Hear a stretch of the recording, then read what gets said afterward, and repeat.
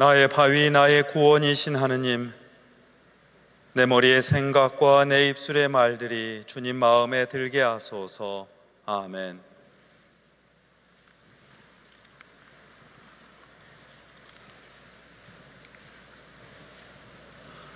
우리 주변이 싱그럽고 생명력을 발산하는 그런 계절입니다. 옷차림도 가벼워지고 얼굴에 활기가 넘칩니다. 우리 성당 울타리에 핀 빨갛고 하얀 장미꽃이 화사합니다.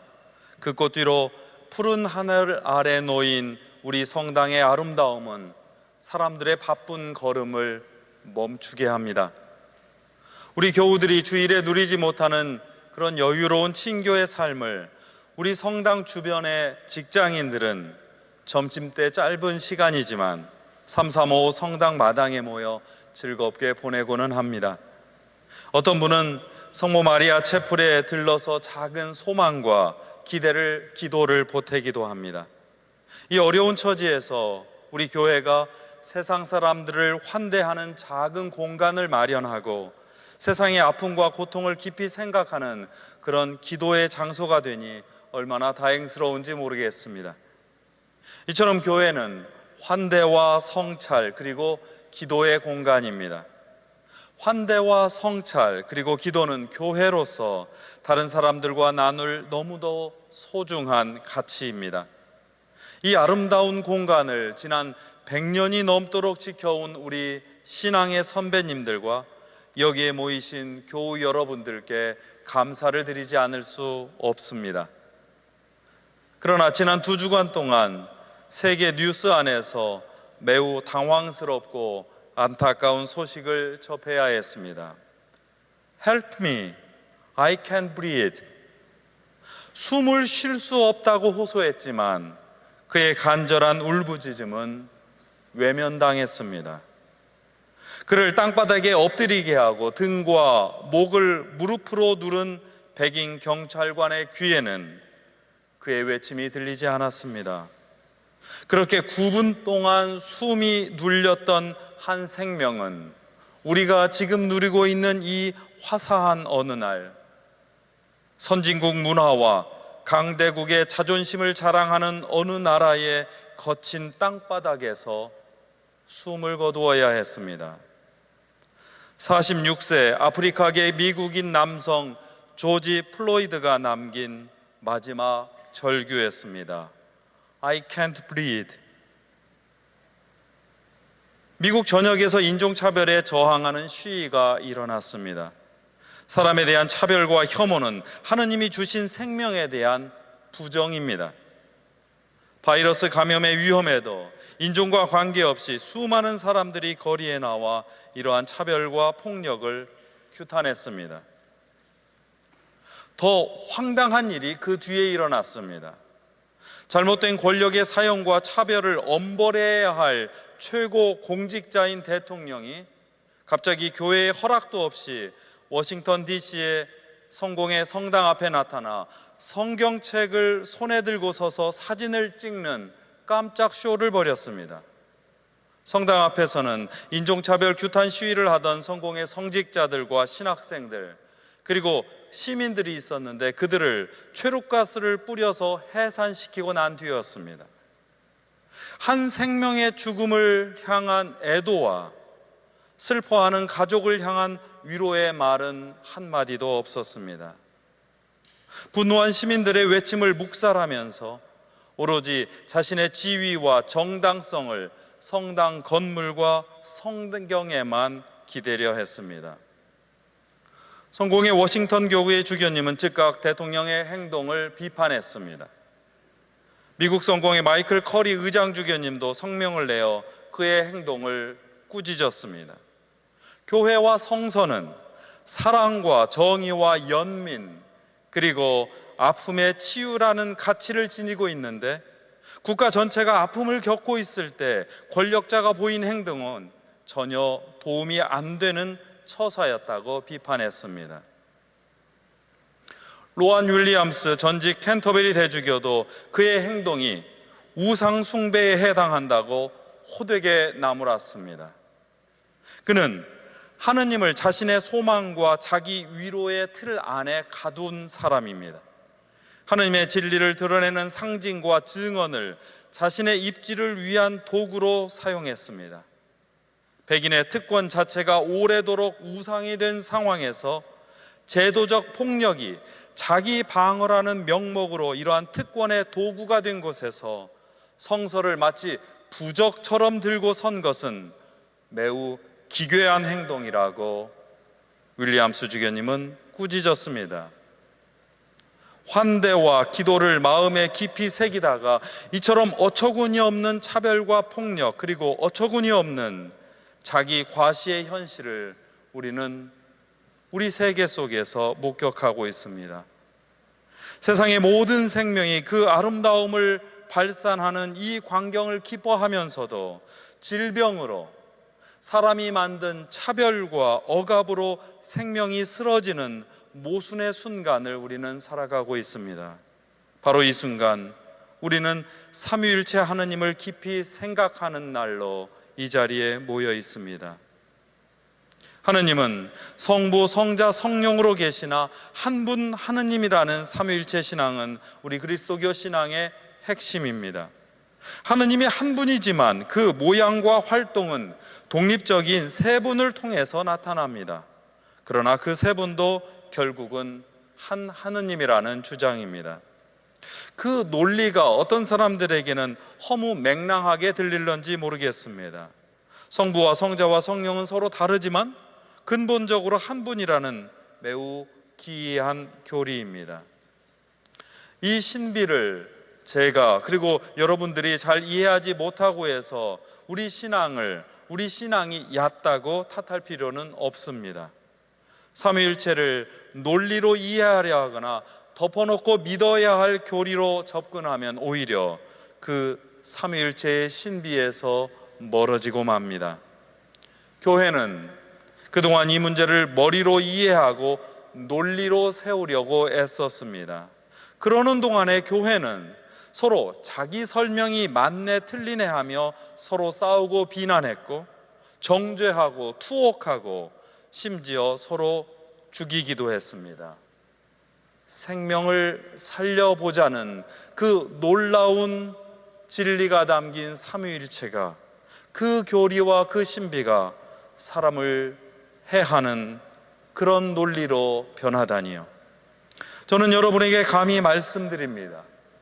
하느님은 셋이지만 결국 하나라는 삼위일체 교리는 그냥 무작정 외우거나 덮어놓고 믿어야 할 교리가 아닙니다. 삼위일체는 무엇보다도 창조와 구원과 사랑이 어우러지는 삶을 드러내는 그 거룩한 관계 안에서 우리 인간은 겨우 그것을 엿볼 수 있는 신비입니다. 세상을 창조하시고 인간의 생명을 선물로 주신 은총의 하느님께서 이루시는 거룩한 공동체를 가르칩니다. 사랑으로 서로 존중하며 보살피는 공동체의 관계를 드러내는 행동입니다. 창조의 기쁨과 즐거움 속에서 협력의 하느님이 서로 축하하며 기뻐하듯이 우리 신앙인과 인간 사회가 본떠 만들어야 할 새로운 친교의 관계, 커뮤니언을 말합니다. 여러분이 잘 아시는 아주 유명한 삼위일체 이콘이 있습니다. 16세기 러시아 수도자였던 안드레이 류블레프라고 하는 그 신부님은 삼위일체를 나그네 3명이 함께 나누는 밥상의 친교로 표현했습니다. 함께 모여서 서로 바라보며 서로 먼저 초대하고 서로 나누는 그 친교의 공동체를 통해서 우리는 삼위일체의 하느님의 모습을 잠시 바라볼 뿐입니다. 류블레프 신부님이 혹독한 전쟁과 가난, 그리고 추위와 외로움을 겪으면서 환대와 친교가 피어나는 이 삼위일체의 모습을 그려냈다는 점을 꼭 기억해 주시기 바랍니다. 16세기 교회의 신앙개혁을 이끌었던 성 이냐시오는 삼위일체를 음악의 악보에 비유하기도 했습니다. 서로 다른 음이 함께 어우러져서 아름다운 화음을 만들어내는 그런 관계가 삼위일체라고 말했습니다. 서로 다르지만 각자가 전체를 위해서 서로 기여하고 그렇게 지탱하면서 큰 몸, 그리고 한 몸을 만들어냅니다. 여러분은 우리의 아름다운 목소리에 아름다운 화음을 더해주는 우리 세실리아 성가대를 통해서 삼위일체를 듣고 느끼셔야 합니다. 여러분과 성가대가 함께 만드는 목소리가 삼위일체 하느님의 목소리인 것을 깨닫고 즐기라고 오늘 우리는 이곳에, 이 아름다운 성당에 초대받았습니다. 그러니 여러분은 삼위일체 하느님의 공간에 초대받아서 하느님께서 우리에게 마련해 놓으신 이 창조의 세계를 또한 즐기고 음미해야 합니다. 예수 그리스도의 몸과 피로 우리를 먹이시는 이 성찬의 잔치상을 즐겨야 합니다. 성령께서 우리를 변화시켜서 한 몸이 되게 하시고 새 힘이 되어 주시니 이 세상 속에서 더 큰 용기를 내어야 합니다. 이 희망과 믿음을 우리는 신경으로 고백합니다. 우리는 창조주이신 성부 하느님, 구원자이신 성자 예수님, 생명을 주시는 성령님을 믿나이다. 성부 하느님은 온 우주를 창조하시고 사랑하시는 분입니다. 창조주 하느님은 창조의 땀방울과 숨으로 우리에게 지금도 녹아 계십니다. 하느님은 손수 더러운 흙을 손에 묻히는 수고와 땀으로 인간의 생명을 만드셨습니다. 신의 영역과 인간의 영역을 따로 나누지 않고 하느님의 형상을 따라서 우리를 만드시고 거기에 당신의 거룩한 숨을 불어넣어서 우리 인간이 탄생했습니다.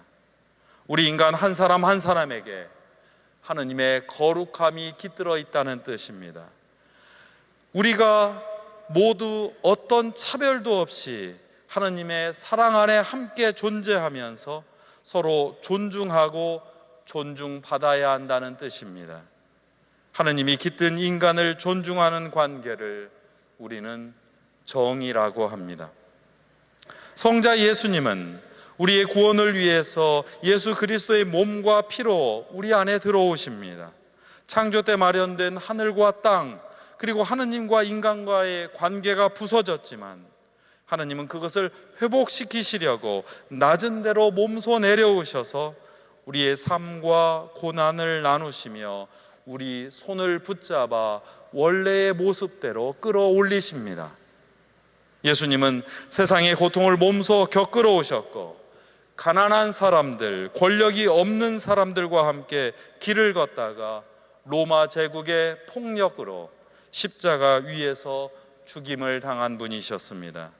그러니 세상의 고통과 아픔에 동참하고 보잘것없는 사람들에게 먼저 보이는 애틋함과 측은지심의 행동이 우리의 안에서 구원을 일으키는 그런 동기가 됩니다.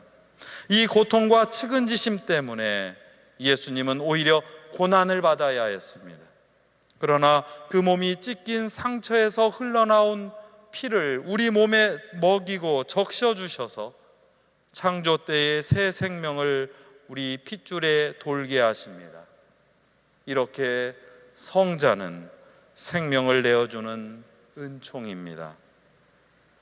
성령 하느님은 우리가 창조의 숨결, 새로운 부활의 생명인 거룩한 숨으로 살아가도록 이끌어 주십니다.